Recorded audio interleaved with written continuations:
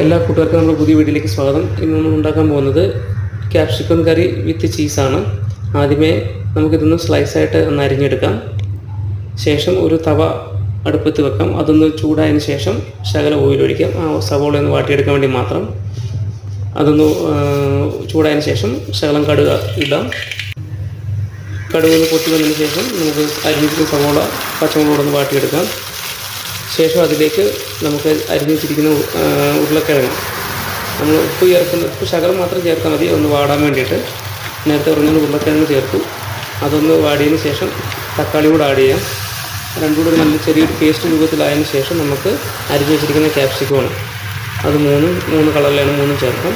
ശേഷം main ഇൻഗ്രീഡിയൻ്റായ cheese ചേർത്ത് ഒരു 2-3 മിനിറ്റ് ഒന്ന് തിളപ്പിച്ച് മാറ്റി വെക്കാം. നമ്മുടെ കറി റെഡി ആയിട്ടുണ്ട്. ഇത് മസാല ഉപയോഗിക്കാത്തവർക്ക് എല്ലാവർക്കും വളരെ പ്രയോജനപ്പെടുന്ന ഒരു കറിയാണ്. എല്ലാവരും